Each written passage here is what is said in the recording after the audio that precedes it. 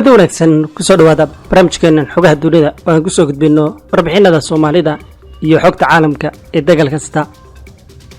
barnaamijkeenan waxaan idinku soo gudbin doonaa madaxweynaha Turkiga oo maalintii labaad dhaleecayn tii ugu cuslayd u jeediyay Mareykanka iyo reer galbeedka shir uu ka qayb galayo dalka Turkiga oo ka dhici doona Abu Dhabi ee Imaaraadka Carabta.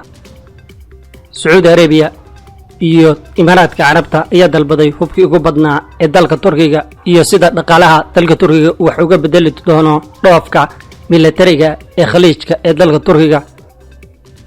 Iran, Turkiga iyo Ruushka ayaa galay heshiis muhiim ah iyo xogo kale ayaan idin soo gudbin doonaa.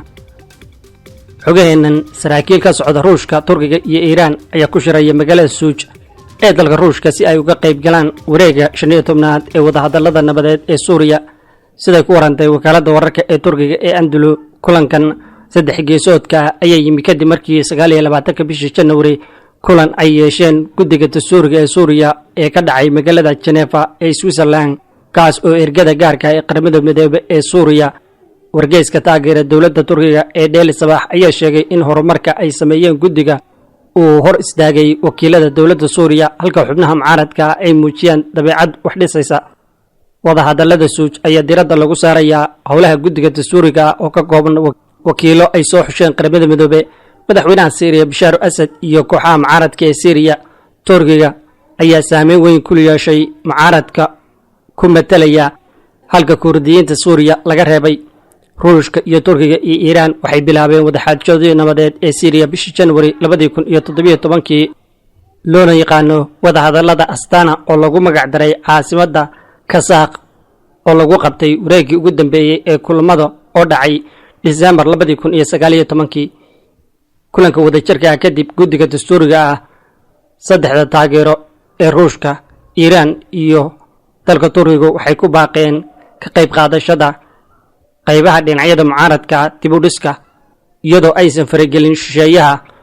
Ruushka, Turkiga iyo Iran ayaa ka mid ah dalalka ku lug leh colaadda dalka Suuriya.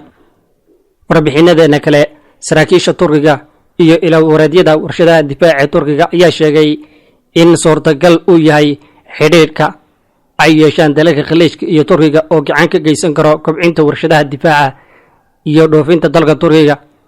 cilmi baadhe iyo saxafi Mubarak Bigtil ayaa sidaa u sheegay warfaafinta difaaca. aragtida xiriirka Turkiga uu la leeyahay ee dalalka ay ka mid yihiin Saudi Arabia iyo isutaga Imaaraadka Carabta ayay soo hagaagtay tan iyo markii labada dal ay soo afjareen khilaafkii ka dhaxeeyay dalka Qatar oo saaxiib dhow u ahaa dalka Turkiga. dhoofka hubka ee Turkiga ayaa kor u kacay 2020 dabayaaqadeedii. maalgashiga ballaaran ee horumarinta qalabka militariga iyo adeegsiga diyaaradaha aan duuliyaha lahayn ee Turkiga wixii ka dambeeyay dagaalkii Azerbaijan iyo Armenia oo guul ay ka gaadheen diyaaradaha aan duuliyuhu wadin ee Turkiga. dhoofinta difaaca Turkiga iyo shirkadaha aerospace waxa ay gaadheen qiyaastii 2.28 bilyan sanadkii 2020. dib u eegidda suurtagalka ah ayaa ah in Turkiga uu xoojiyo dhoofkiisa hubka si ay uga taageerto dowladda dhaqaalaha iyadoo jirtay cudurka COVID-19. Turkiga wuxuu arkay qiimaha dhoofinta difaaca hubka, taas oo macnaheedu yahay inay jirto taageero dowladdu ay ka helayso dhoofinta hubka caalamka.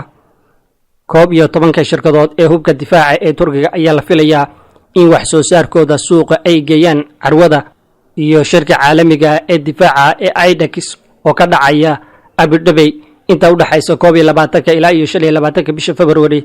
sidoo sheegay Bigtal, 10 ka mid ah shirkadaha warshadaha iyo ganacsiga xiriirka dhow la leh dowladda Turkiga ayaa xusid mudan in ay ka qayb geli doonaan.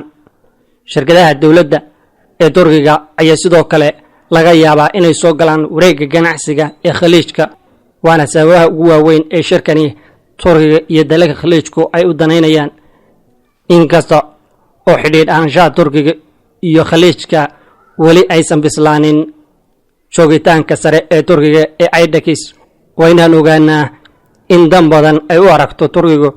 xidhiidhka Turkiga waxa uu arkaa wax weyn dalalka khaliijka oo ku saabsan dhoofinta hubkeeda ee dalalka diblomaasiyiinta Turkiga ayaa sheegay in ahayd waqtigii loo baahnaa in la sheego inuu jiro isfaham cusub oo u dhexeeya Turkiga iyo dowladda Khaliijka kaasi oo lagu gorfeynayo dariiqyada rasmiga ee shirkani hawshani oo la dardargelin karo bilaha soo socda. waxaan u baahannahay inaan aragno tallaabooyin kalsooni dhis ah oo aan ka helno ayay sheegeen diblomaasiyiinta Turkiga. qiyaasta dhoofinta ee Turkiga ee dalalka Khaliijka ayaa ah ku dhawaad 1 bilyan. haddii Turkigu hagaajiyo xiriirka siyaasadeed ee Khaliijka sidoo sheegay kaaliyaha madaxweynaha Turkiga, iibka qalabka suurtagalka ah waxaa ka mid noqon kara maraakiibta Convertis iyo Fergatis iyo helikobtarada, gawaadhida gaashaaman iyo diyaaradaha aan duuliyaha lahayn. jaridda Hafal oo ka mid ah kuwa mucaaradka ah ee ka soo baxa dalka Turkiga ayaa sheegay in shirkani ay qayb ka tahay dalabaadka ay hore u gudbisay Imaaraadka Carabtu in Turkiga ay ku martigelisay inuu ka qayb galo shirkani. Imaaraadka iyo Sacuudi Arabiya ayaa dalbaday raxan ka mid ah diyaaradaha aan duuliyaha lahayn ee Turkiga bartamihii 2020 xilliga oo Turkigu ay ku cadaadinaysay inaysan siin wax ku oolnimada hubka maadaama Turkigu ay gacan weyn ku taageerisay dalka Qatar oo si weyn ay u gaadoomiyeen dalalka Khaliijku. hase ahaatee tan iyo markii ay gaadoonka ka qaadeen dalalka Khaliijka ee hogaaminayeen Sacuudiga, Imaaraadka Carabta, Bahrain iyo Masar, isu soo dhawaanshaha dalka Turkiga iyo saddexda dal ee Sacuudi Arabiya iyo Imaaraadka Carabta ayaa kor u kacay hadalhayntoodu. dhowaan wasiiru dowlaha wasaaradda arrimaha dibadda ee Imaaraadka Carabta Anwar Gargash ayaa yiri in xilligan aysan jirin sabab Turkiga iyo Imaaraadka Carabtu ay ku dagaalamaan. si kastoo ay noqoto, isu soo dhawaanshaha dalalka Khaliijka ayaa sabab ka dhigaysa maadaama inta badani gobolka ugu xooganaa ay ku dagaalamayeen ee Liibiya uu yeeshay weji cusub oo siyaasadeed kadib markii la doortay golaha kumeel gaarka ah oo dalkaasi ku hogaamin doona in doorasho ay ka dhacdo. isbedelada ka dhacay Liibiya ayaa qayb ka ah isbedelada isu soo dhawaanshaha Turkiga iyo dalalka Khaliijka. xogaa kalena madaxweynaha Turkiga Recep Tayyip Erdogan ayaa mar kale waxa uu dhaleeceeyay wadamada reer galbeedka sida ay uga aamuseen weerarada naxariistarada ee kooxaha argagixisada oo aqoonsatay Turkiga ee PKK ay ku hayaan dalka Turkiga. isagoo ka hadlayay mar kale shirka xisbiga talada ee cadaaladda iyo horumarinta ee AK ee waqooyiga gobolka Tarsus, Erdogan waxa uu sheegay mar kale in Turkigu ay ka go'an tahay inay tirtiraan argagixisada kuwaas oo dhowaan 13 muwaadiniin Turkiga ah dilay waqooyiga Ciraaq. waxaan ugu baaqaynaa reer galbeedka, halkee joogtaa, maxaad u aamusan tahay? haddii dhacdadan oo kale ay dhici lahayd waddan reer galbeed ah, aamusnaan maysid. haddii aad hadasho iyo haddii kaleba ma ogolaan doono weeraro argagixiso oo dambe dalkeena, ayuu yiri Erdogan. isagoo hadalkiisa sii wata ayuu yiri Turkigu ma sugi doono inta argagixisadu ay imaanayaan albaabkeena, waxaan burburin doonaa godadkooda, ayuu yiri madaxweynaha Turkiga. isagoo intaa ku daray in gobolka Gaaraha uu ahaa goob dhibaato leh marka loo eego joogitaanka PKK iyo xogagooda, laakiin waa la xoreeyay, ayuu sheegay madaxweynaha Turkiga. maadaama Gaaraha hadda la xoreeyay, ayuu yiri dhibaatooyinka inta badan halkaas kuma joogaan. mid ka mid ah fariimaha ugu dambeeyay waxa uu ka yimid golaha Turkiga Isniintii bayaan ay soo saareen xogyaha guud ee golaha. waxa uu si adag u cambaareeyay weerarada kuwa naftooda ku waayay weerarka foosha xumaa. waxaan u tacseenaynaa qoysaska iyo shacabka Turkiga, waxaana rajaynaynaa kuwa dhaawac ah in caafimaad degdeg ah ay helaan. kooxaha Falastiiniyiinta ayaa Isniintii sidoo kale iyagana cambaareeyay. Xamaas waxa ay cambaaraysay dilka 13 muwaadiniin ee dalka Turkiga.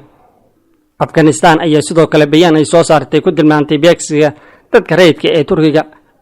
waxay shaaca ka qaaday inay la midowdo shacabka Turkiga, waxayna isu aragtaa inay tahay lamaane xulufo la ah Turkiga. Afghanistan madaxweynaha Azerbaijan ayaa isaguna sidoo kale si weyn uga tacsiyeeyay. si kastaba ha ahaatee, wadamada reer galbeedka inta badan way ka aamuseen arrintan marka laga reebo tiro yar oo ka mid ah. Isniintii ayaa sidoo kale waxa uu Turkigu u yeedhay safiirka Mareykanka si wax looga weydiiyo kadib markii Mareykanku hadallo tacsiye ah oo shuruud ku xidhan tahay, islamarkaasina u muuqday in Mareykanku uu ka leexinayo inaysan ka dambeyn kooxda PKK oo ku sheegay in haddii ay ka dambeysay PKK ay cambaaraynayso taas oo Turkigu u aragtay in maraykanku uu ka leexinayo Erdogan ayaa isniintii dhaleecayn weyn ku qaaday maraykanka isaga oo ka hadlayay shirweynaha xisbiga talada haya ee AKP oo ka dhacay gobolka Badamadow ee Rays. Erdogan ayaa sheegay in Washington ay la safatay PKK iyo laanta Syria ee YPG oo ay siinayaan gawaarida gaashaman iyo xamuulka